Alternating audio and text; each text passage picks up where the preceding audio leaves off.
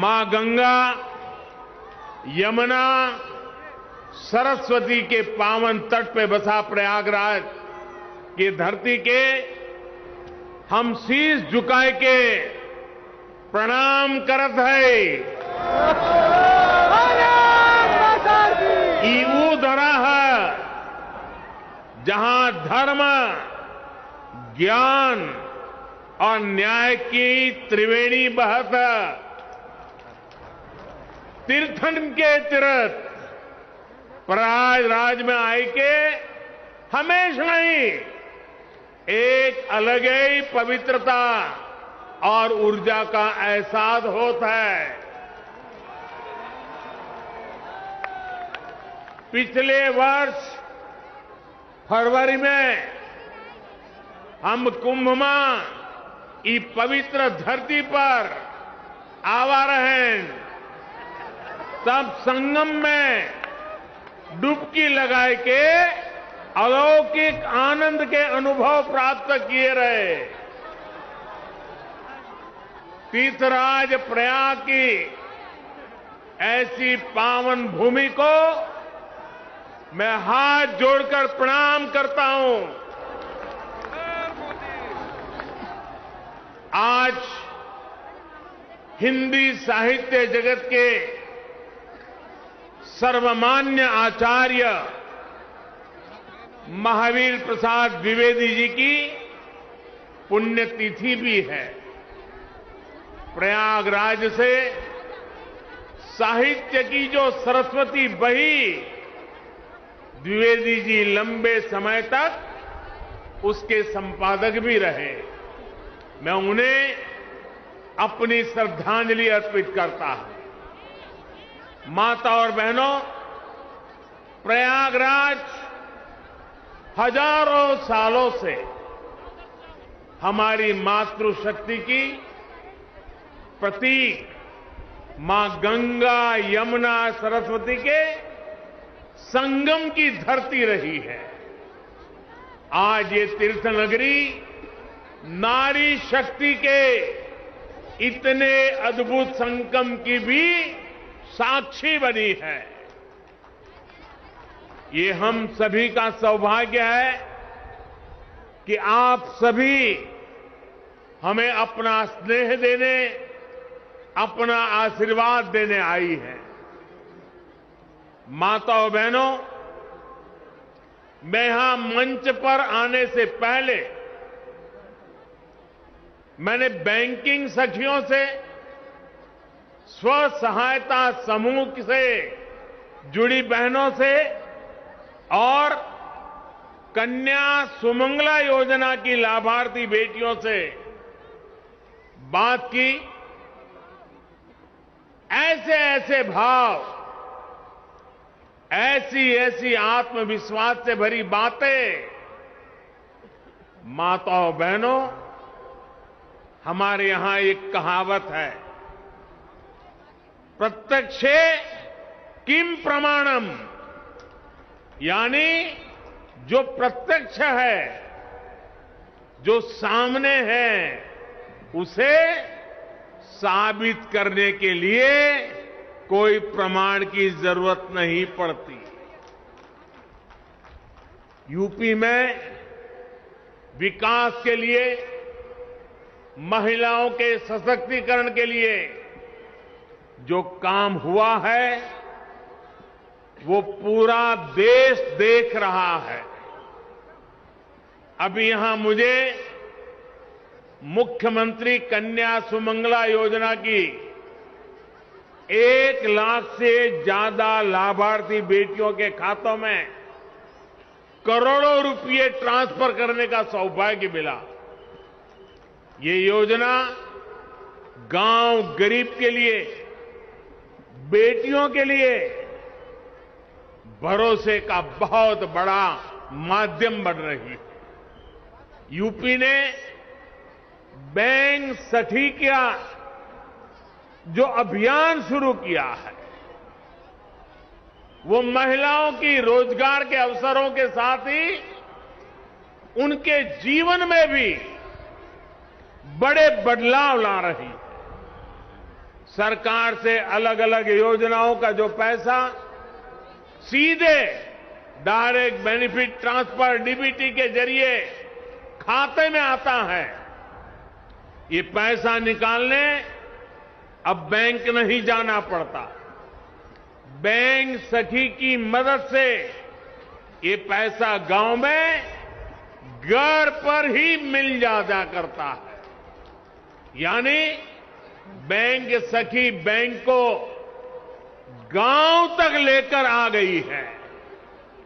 और जो लोग सोच रहे होंगे कि ये तो छोटा सा काम है, उन्हें मैं ये भी बताना चाहता हूं कि बैंक सखियों का काम कितना बड़ा है।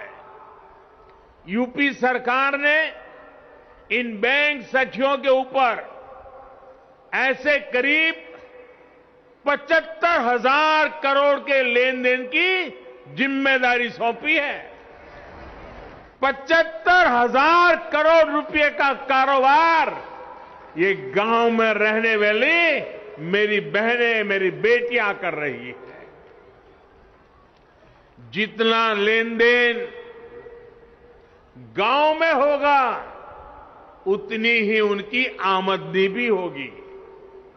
इनमें से ज्यादातर बैंक संख्या वो बहनें हैं कुछ समय पहले तक जिनके खुद के बैंक के खाते भी नहीं थे, लेकिन आज इन महिलाओं के हाथों में बैंकिंग की, डिजिटल बैंकिंग की ताकत आ गई है। इसलिए देश देख रहा है कि यूपी में कैसे काम हो रहा है। और तभी तो मैं कहता हूं, प्रत्यक्षे किम प्रमाणम। माताओं बहनों, यूपी ने टेक होम राशन, जच्चा बच्चा को दिए जाने वाले पोषण को तैयार करने की जिम्मेदारी भी महिलाओं के हाथों में सौंपी है। ये पोषण वाला राशन और आहार अब सेल्फ हेल्प ग्रुप में साथ मिलकर महिलाएं खुद बनाएगी। ये भी बहुत बड़ा काम है। सालाना हजारों करोड़ रुपए का काम है। जिन 202 पुष्टाहार उत्पादन यूनिट्स का आज शिलान्यास हुआ है, उनसे सेल्फ हेल्प ग्रुप की महिलाओं की आमदनी भी होगी और गांव के किसानों का भी बहुत बड़ा लाभ होगा। गांव की महिलाएं अपनी फैक्ट्री में पुष्टाहार बनाने के लिए फसल, अनाज गांव से ही तो खरीदने वाली है। यही तो सशक्तिकरण के वो प्रयास हैं जिन्होंने यूपी की महिलाओं का जीवन बदलना शुरू कर दिया है। सरकार अलग अलग सेक्टर्स में स्वयं सहायता समूहों को जो सहायता दे रही है, इसकी एक किस्त के तौर पर आज मुझे 1,000 करोड़ रुपए ट्रांसफर करने का सौभाग्य मिला है। यूपी के विकास की धारा अब किसी के रोकने से रुकने वाली नहीं है।